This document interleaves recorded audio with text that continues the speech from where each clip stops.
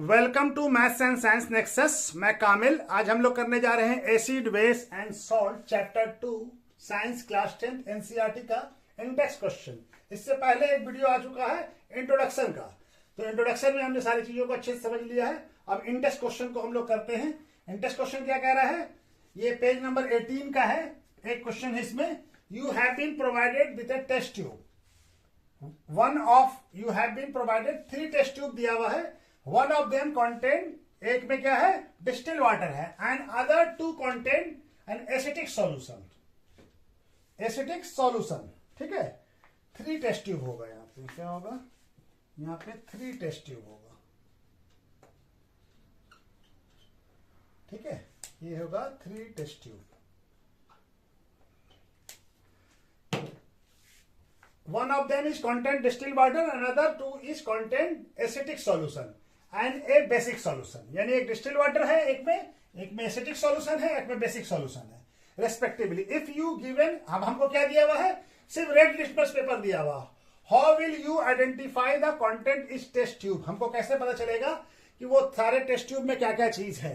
हमको क्या दिया हुआ है टेस्ट करने के लिए, सिर्फ रेड लिटमस पेपर। तो हमको मालूम है कि बेसिक सॉल्यूशन क्या करता है, रेड लिटमस पेपर को ब्लू कर देता है, ठीक है। तो हमारा बेसिक तो टेस्ट हो जाएगा। तो पहला स्टेप क्या होगा, में हम टेस्ट ट्यूब में क्या करेंगे, लिटमस पेपर को डालेंगे, डिप करेंगे। तो हमारा पहला क्या होगा, जो बेसिक सॉल्यूशन होगा उसमें रेड लिटमस पेपर क्या हो जाएगा, ब्लू हो जाएगा। तो हम उसको अलग करके रख देंगे। तो वो टेस्ट ट्यूब में क्या होगा, बेसिक सॉल्यूशन होगा।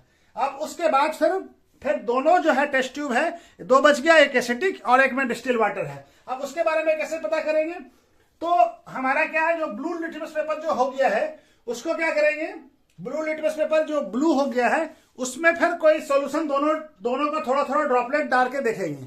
जो फिर हमारा जो रेड से ब्लू हो गया है, वो लिटमस पेपर वापस रेड हो जाता है जिस सॉल्यूशन से, जिस टेस्ट ट्यूब के सॉल्यूशन से, तो वो हमारा एसिटिक होगा, ठीक है। और तीसरा वाला उसके बाद जो बचेगा वो हमारा डिस्टिल वाटर होगा, ठीक है ना, जिसमें कोई चेंज नहीं हुआ।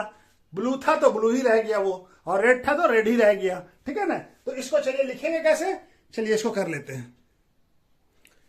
तो क्या लिखेंगे, पहला स्टेप क्या होगा, dip a litmus paper in each test tube में हाथ डालेंगे, लिटमस पेपर को, रेड लिटमस पेपर को डालेंगे।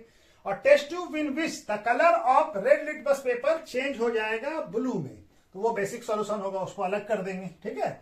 उसके बाद बाकी बचा हुआ 2, उसमें क्या करेंगे, drop of liquid is drop from each of the remaining 2 test tube, ठीक है ना। जो बचा हुआ 2 test tube on the strip of litmus paper, कौन सा, वो जो रेड से ब्लू हो गया उसी पे डालेंगे। The litmus paper that has change from red to blue, the liquid that change the litmus paper को फिर क्या करते हैं, litmus paper strips red again कर दे, तो वो क्या हो जाएगा, एसिटिक सॉल्यूशन होगा। तो इसको भी अलग कर देंगे। और जो बचा हुआ तीसरा है जो नहीं कर पाया है, तो remaining third test tube contain distil water होगा, कि इसका कोई एक्शन नहीं हुआ लिटमस पेपर पे, ठीक है। तो चलिए ये क्वेश्चन हो गया, इसका नेक्स्ट क्वेश्चन करते हैं। ये क्या कह रहा है, पेज नंबर 22 का पहला क्वेश्चन है, index question. Why should curd and sour substance are not kept in a brass and a copper vessels. यानी दही को या खट्टे चीजों को ब्रास या कॉपर के बर्तन में क्यों नहीं रखा जाता है, ये पूछ रहा है। तो क्या है इसका जवाब, इसका जवाब ये है कि कार्ड या सोर्स सब्सटेंस क्या होता है, एसिटिक नेचर का होता है। तो ये अगर हम ब्रास या कॉपर सब्सटेंस में रखेंगे तो क्या हो जाएगा, ये कॉपर या ब्रास के साथ रिएक्शन कर लेगा, एसिड मेटल के साथ रिएक्शन करके क्या कर लेगा, ये रिएक्शन करके इसका सॉल्ट बना लेगा, जिसकी वजह से हमारा फूड जो है क्या हो जाएगा, ये कार्ड या सोर्स सब्सटेंस क्या हो जाएगा, स्पॉइल हो जाएगा, खराब हो जाएगा। तो इसकी वजह से हम इसको इसमें कॉपर या ब्रास के बेसल्स में नहीं, बर्तन में नहीं रखते हैं, बेसल्स में नहीं रखते हैं, ताकि ये रिएक्शन नहीं कर ले, ठीक है। इसी वजह तो फूड खराब हो जाएगा। जो भी है दही या खट्टा चीज है उसमें एसिटिक नेचर का होता है, ठीक है। तो चलिए इसको लिखते हैं कैसे हैं, ये भी लिख लेते हैं। क्या लिखेंगे, curd and sour substance are acidic in nature and can react with copper and brass, thus the food get spoiled. Therefore curd and sour substance should be not kept in the brass and copper vessels, ठीक है। तो चलिए question हो गया, next question कर। Question number 2 क्या कह रहा है इसका, which gas is usually liberated with the acid react with metal. Metal के साथ एसिड रिएक्ट करता है तो कौन सा गैस बनता है ये बताना है। Illustrate with the example, example देके बताना है, यानी रिएक्शन बताना है। How will be you test the presence of this gas, और ये जो गैस निकलता है इसका टेस्ट कैसे करेंगे कि ये गैस वही गैस है जिसके बारे में हमको जो गैस निकल रहा। तो कौन सा गैस निकलता है, हमको मालूम है कि मेटल जो है, मेटल एसिड के साथ रिएक्ट करता है तो क्या बनता है, मेटेलिक सॉल्ट, जो भी मेटल का सॉल्ट बनेगा, मेटल सॉल्ट, और हाइड्रोजन गैस निकलता है। क्या निकलता है, हाइड्रोजन गैस। ठीक है, हाइड्रोजन गैस निकलता है। अब ये एग्जांपल देकर हम लिखेंगे भी। अब ये टेस्ट कैसे करते हैं कि हाइड्रोजन गैस है। हाइड्रोजन गैस क्या होता है, बर्निंग गैस होता है, बर्न होता है वॉलेंटली, ठीक है ना, पॉप ऑफ साउंड प्रोड्यूस करता है। तो अगर हम ये जो हाइड्रोजन गैस निकल रहा है यहां पे हम मैच स्टिक्स या कैंडल ले जाएं तो क्या होगा, वो पॉप अप साउंड प्रोड्यूस करेगा, पट पट करके आवाज करेगा। तो इससे पता चल जाता है ये पॉप अप साउंड जो होता है वो मैच स्टिक बंद करेगा और ज्यादा, या कैंडल। तो इससे समझ में आ जाता है कि ये हमारा हाइड्रोजन गैस है। तो चलिए इसको हम लोग लिख लेते हैं। इसका आंसर क्या लिखेंगे, when acid react with metal hydrogen gas is evolve. Example जैसे zinc react with hydrochloric acid तो इवॉल्व हाइड्रोजन गैस। जैसे जिंक हाइड्रोक्लोरिक के साथ रिएक्ट किया तो क्या बन गया, जिंक क्लोराइड, उसका सॉल्ट, और हाइड्रोजन गैस इवॉल्व हुआ। ठीक है, और ये जो इवॉल्व गैस बर्न वॉलेंटली, यानी pop up with pop up sound, this is the complementary test of hydrogen gas का, यानी पॉप अप साउंड प्रोड्यूस होगा। इससे पता चल जाएगा कि ये गैस हमारा जो गैस बर्न होगा पॉप अप साउंड के साथ, तो इससे पता चल जाएगा कि ये हमारा क्या है, हाइड्रोजन गैस है। ठीक है, तो चलिए नेक्स्ट क्वेश्चन करते हैं। ये क्वेश्चन क्या कह रहा है, question number 3, metal compound A, कोई मेटल कंपाउंड है ए, रिएक्ट करता है डाइल्यूट हाइड्रोक्लोरिक एसिड के साथ, तो प्रोड्यूस क्या करता है, एफोरेशन, यानी बुलबुला निकलने लगता है। तो गैस इवॉल्व, और जो गैस इससे इवॉल्व हो रहा है, निकल रहा है, वो क्या करता है, एक्सटिंग्विश द बर्निंग कैंडल, यानी कि बर्निंग कैंडल को बुझा देता है। Right a balance chemical equation for reaction, उस केमिकल इक्वेशन का, रिएक्शन का, उस केमिकल रिएक्शन का केमिकल इक्वेशन लिखना है। और उसमें और क्या कंडीशन दिया हुआ है, और वन ऑफ द कंपाउंड जो फॉर्म होता है वो क्या होता है, कैल्शियम क्लोराइड। ठीक है ना, तो कैल्शियम क्लोराइड, और ये गैस जो है ये कौन सा गैस होगा, ये हमको मालूम है कि जो कैंडल को बुझा दे रहा है, यानी आग को बुझा दे, और इवेपोरेशन के साथ हो रहा है, तो ये कार्बन डाइऑक्साइड होगा। तो रिएक्शन क्या होगा, calcium carbonate dilute hydrochloric acid के साथ रिएक्ट कर रहा है, तो क्या क्या हो रहा है, कैल्शियम क्लोराइड बन रहा है, और कार्बन डाइऑक्साइड बन रहा है, और वाटर बन रहा है। ठीक है, तो ये रिएक्शन है। तो चलिए इसको भी लिख लेते हैं। तो क्या लिखेंगे, the metal compound A is a calcium carbonate and the gas evolve is carbon dioxide. The reaction evolve is, reaction क्या ये है, कैल्शियम कार्बोनेट हाइड्रोक्लोरिक एसिड के साथ रिएक्ट करके कैल्शियम क्लोराइड, वाटर, और हमारा कार्बन डाइऑक्साइड बन रहा है। तो चलिए ये भी क्वेश्चन हो गया। इसका नेक्स्ट क्वेश्चन, ये इंडेक्स क्वेश्चन पेज नंबर 25 का क्वेश्चन, पहला क्वेश्चन क्या है, व्हाई डू HCl HNO3 यानी hydrochloric acid, nitric acid show the acetic character in aqueous solution, यानी ये सब एसिटिक कैरेक्टर क्यों दिखलाता है एक्वस सॉल्यूशन, पानी में, वाटर में, while the solution of compound like alcohol, glucose do not show acidic character, क्यों नहीं दिखलाता है। तो ये क्या है, HCl या HNO3, ये क्या है, ये हमारा H+ आयन डिसोसिएट करता है, हाइड्रोनियम आयन बनाता है वाटर के साथ। ठीक है, एक्वस सॉल्यूशन में, और ये alcohol, glucose H+ ion release नहीं कर पाता है, इसी वजह से ये H+ आयन रिलीज कर पाता है, इसी वजह से ये जो एक्वस सॉल्यूशन इसका होता है वो एसिटिक होता है। और अल्कोहल और ग्लूकोज H+ आयन रिलीज नहीं कर पाता है, इसके वजह से इसका कैरेक्टर जो है एसिटिक कैरेक्टर का नहीं होता है। ठीक है, तो चलिए इसको भी लिख लेते हैं। इसका आंसर क्या लिखेंगे, HCl HNO3 यानी हाइड्रोक्लोरिक एसिड और nitric acid so acetic character in aqueous solution because this compound dissociate in H+ ion in water, जैसे HCl H+ आयन और क्लोरीन आयन, क्लोराइड आयन निकाल देगा, HNO3 H+ आयन और nitride.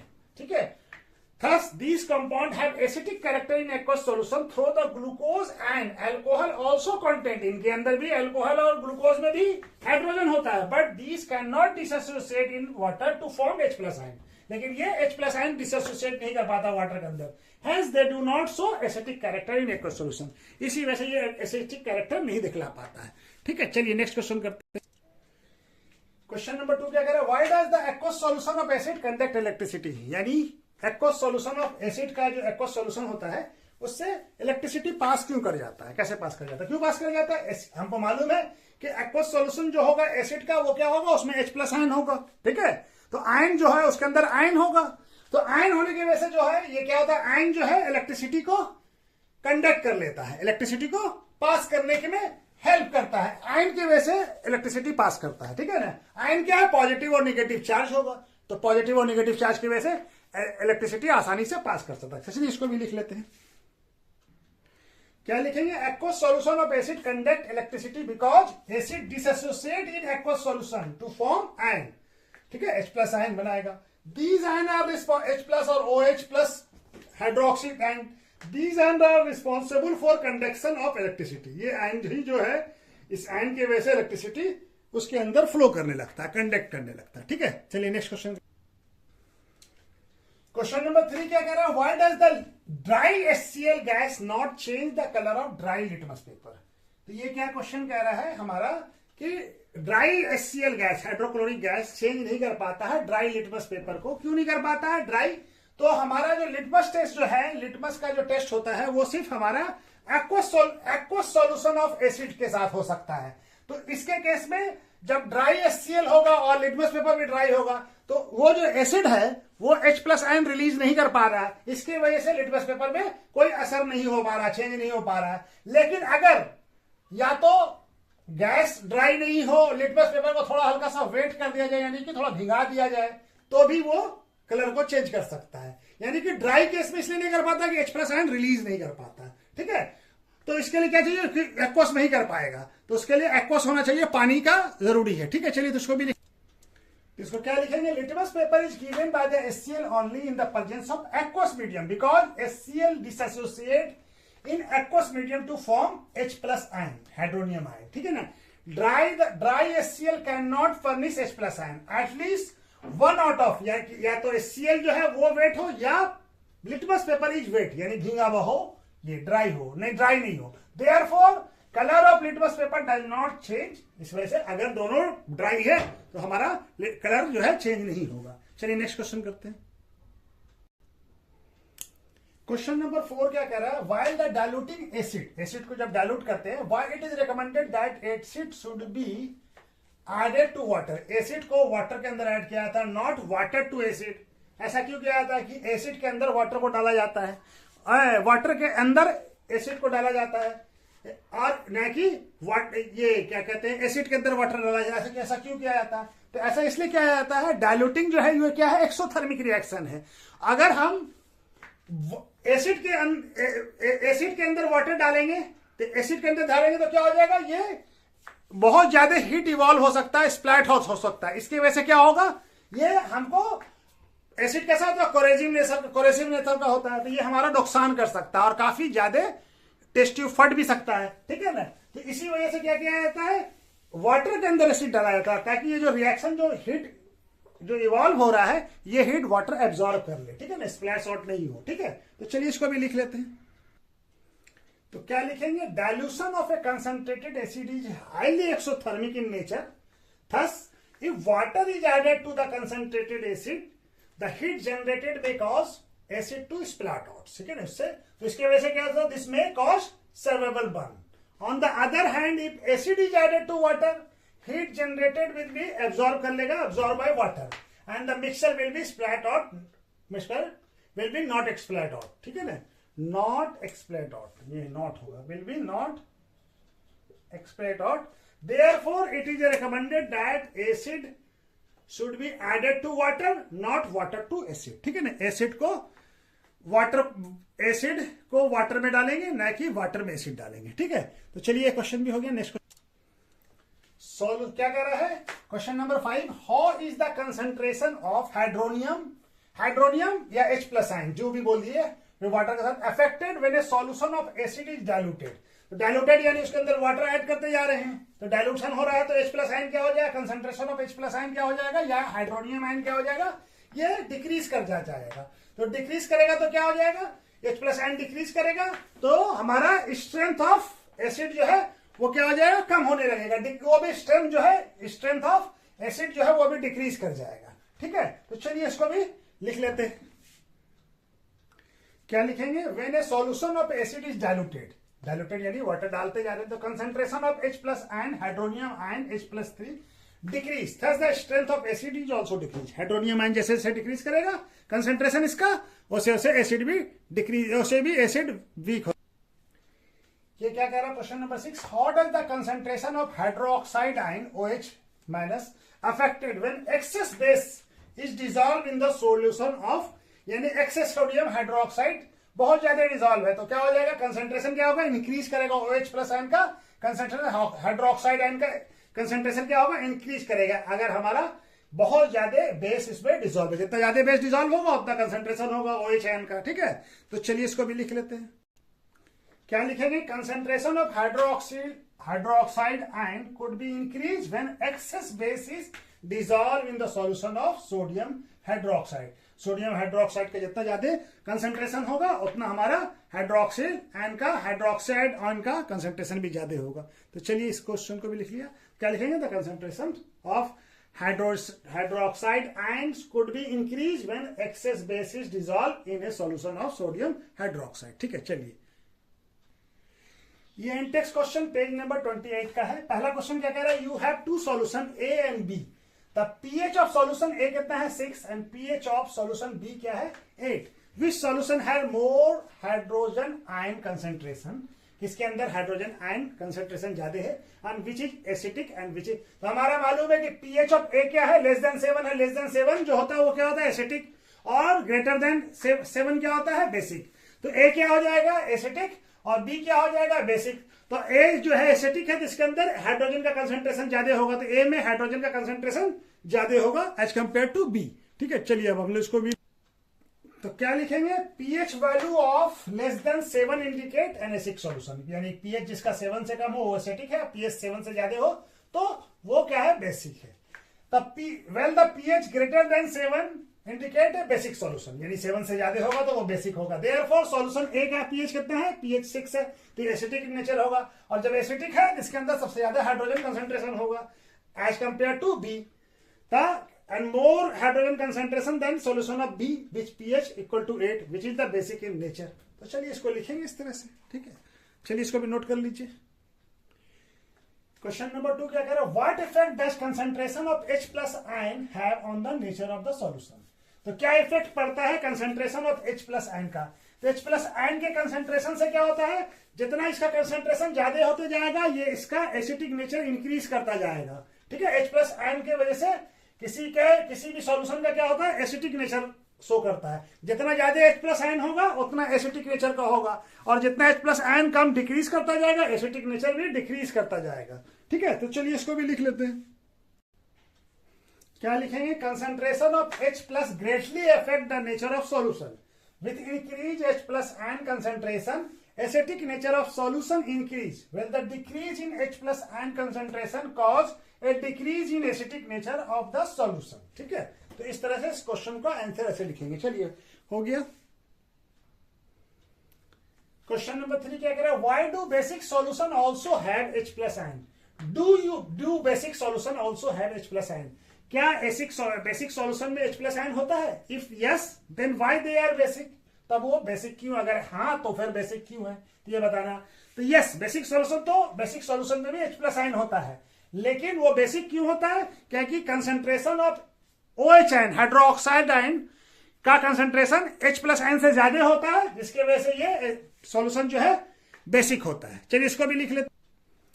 तो इसका answer क्या लिखेंगे, yes basic solution also have H plus ion, however the H plus ion concentration is less than as compared to concentration of OH minus ion, this make the solution basic। ये H plus ion, OH जो है hydroxide जो ion है वो ज्यादा होता है, इसी वजह से सॉल्यूशन कैसे होता है, बेसिक होता है। तो चलिए ये क्वेश्चन हो गया, इसका नेक्स्ट क्वेश्चन करते हैं। क्वेश्चन नंबर 4 क्या कह रहा है, under what soil condition do you think a farmer should treat the soil of his field with quicklime, calcium oxide और सॉल्ट लाइम और कैल्शियम हाइड्रोक्साइड और चॉक कैल्शियम कार्बोनेट। यानी क्या कह रहा है कि किस सॉइल के किस कंडीशन में आप समझते हैं कि किसान जो है अपने खेत का मिट्टी जो सॉइल है उसको क्विकलाइम कैल्शियम ऑक्साइड या सॉल्ट लाइम यानी कैल्शियम हाइड्रोक्साइड या चॉक कैल्शियम कार्बोनेट के साथ ट्रीट करता है। तो ये हमको मालूम है, ये सारी चीजें कब करता है, जब हमारा सॉइल का कंडीशन क्या हो जाए, एसिटिक हो जाए, बहुत ज्यादा एसिटिक हो जाए, तो इसके साथ करने से क्या होता है, सॉइल का बेसिसिटी यानी बेसिक जो एसिडिसिटी कम हो जाता है, इसी वजह से क्या जाता है। तो चलिए इसको भी आंसर लिख लेते हैं। तो जब सॉइल क्या हो जाए, एसिटिक हो जाए, ज्यादा एसिटिक हो जाए, तो इसके वजह से क्या होता है, वो प्रॉपर मतलब है कि हमारा उससे बहुत अच्छा एल्ड नहीं आएगा, ठीक है ना, प्लांट ग्रो नहीं करेगा। इसी वजह से ये सब यूज किया था ताकि उसका एसिडिटी कम हो जाए। तो इसका आंसर क्या लिखेंगे, if soil is acidic and improper for cultivation, यानी खेती के लिए वो काबिल नहीं है, the farmer could treat the soil with quick lime और सॉल्ट लाइम और chalk powder to increase the basicity of soil. ठीक है, तो चलिए इसको भी नोट कर लीजिए। ये इंटेस्ट क्वेश्चन पेज नंबर 33 का है। क्या है, what is the common name of compound CaOCl2। ये क्या है, इसको क्या बोलते हैं, इसको बोलते हैं ब्लीचिंग पाउडर। कॉमन नेम क्या है, ब्लीचिंग पाउडर। तो चलिए इसको भी लिख लेते हैं। तो इसका आंसर क्या लिखेंगे, the common name of the compound CaOCl2 is bleaching powder. ठीक है, क्वेश्चन नंबर 2 क्या कह रहा है, name the substance on which treatment with chlorine and bleaching powder. ऐसे सब्सटेंस का नाम बताना है जिसको क्लोरीन पाउडर के साथ ट्रीट करते हैं, तो हमको क्या मिलता है, एंड में ब्लीचिंग पाउडर मिलता है। तो हमको मालूम है किसके साथ करते हैं, कैल्शियम हाइड्रोक्साइड यानी सॉल्ट क्लैम के साथ। सॉल्ट क्लैम के साथ जब हम ट्रीट करते हैं कैल्शियम हाइड्रोक्साइड के साथ क्लोरीन पाउडर, क्लोरीन गैस का, तो क्या मिलता है हमको, ब्लीचिंग पाउडर मिलता है। तो चलिए इसको भी लिख लेते हैं, सॉल्ट क्लैम यानी कैल्शियम हाइड्रो, क्या लिखेंगे, slaked lime and bleaching powder on treatment with chlorine gas. ये रिएक्शन होगा, सॉल्ट क्लैम यानी कैल्शियम हाइड्रोक्साइड को क्लोरीन के साथ रिएक्शन कराते हैं तो हमको क्या मिलता है, ब्लीचिंग पाउडर और वाटर। ठीक है, तो चलिए नेक्स्ट क्वेश्चन। क्वेश्चन नंबर 3 क्या कह रहा है, नेम द सोडियम कंपाउंड।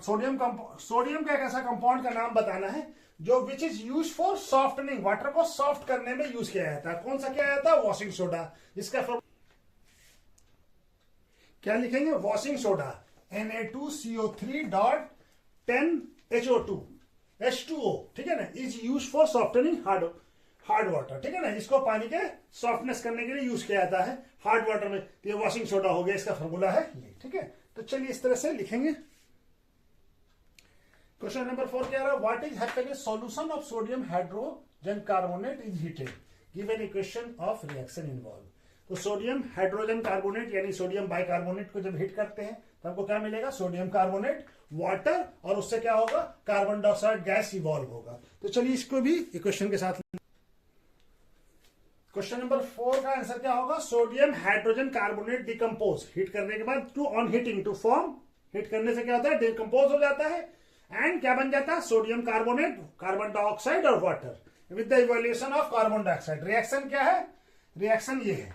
ठीक है, ये रिएक्शन है, इसको हिट किया तो ये क्या बन गया, सोडियम बाइकार्बोनेट यानी sodium hydrogen carbonate, sodium carbonate, carbon dioxide gas निकला और वाटर। ठीक है, तो चलिए नेक्स्ट करते हैं।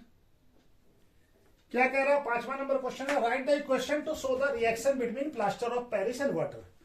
तो हाँ, क्या लिखना है, इक्वेशन लिखना है reaction between plaster of Paris और वाटर के बीच का। तो प्लास्टर ऑफ पेरिस के साथ वाटर रिएक्ट करके क्या बना, वाटर के साथ प्लास्टर ऑफ पेरिस रिएक्ट करके बना लेता है, जिप्सम बना लेता है। चलिए इसको क्वेश्चन को भी लिख लेते हैं।